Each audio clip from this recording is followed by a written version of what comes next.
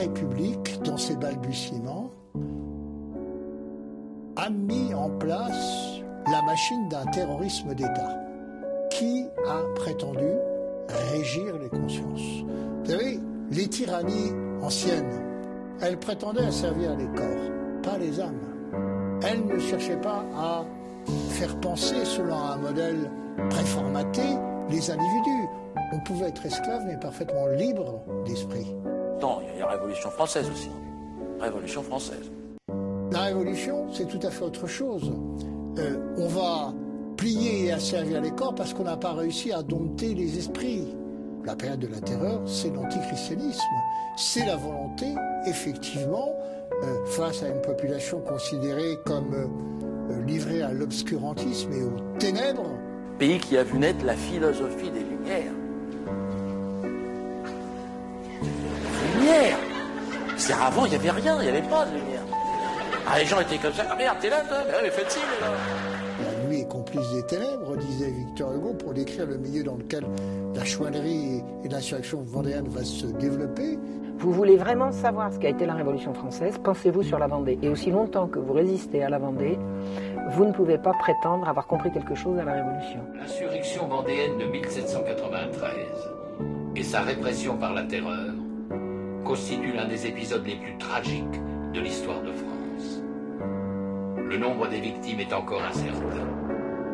200 000, 400 000, 600 000. C'est la volonté, effectivement, de créer une religion de substitution et donc d'amener les esprits à une croyance qui n'est pas la leur.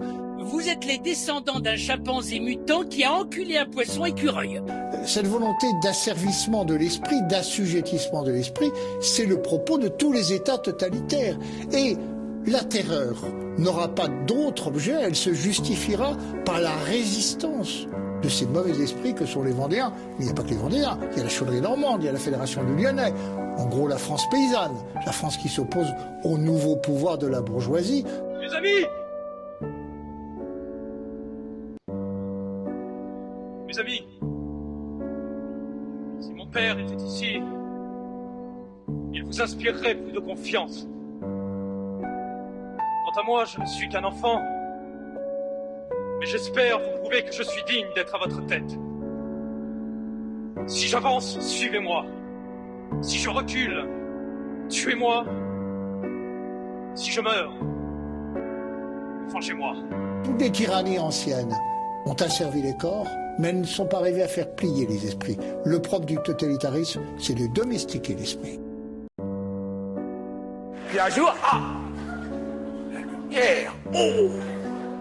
Robespierre ordonne une grande fête pour célébrer une grande fête de la réconciliation nationale. Et je trouve cette image tout à fait extraordinaire dans une période qui se veut très laïque, très républicaine, très révolutionnaire. Qu'est-ce que Robespierre demande au peintre David? De faire une grande fête où Isis sera au centre de ce culte, on va dire, où on imagine cette scène tout à fait extraordinaire. Je vous laisse imaginer les 89 commissaires de la Révolution venant des 89 départements, de bons républicains avec leur petite cocarde, vont arriver jusqu'à cette fontaine. Et dans une coupe, ils vont se servir au sein de la déesse et boire à son sein dans une coupe. Vous gravez les formules d'usage et vous signez Caesar.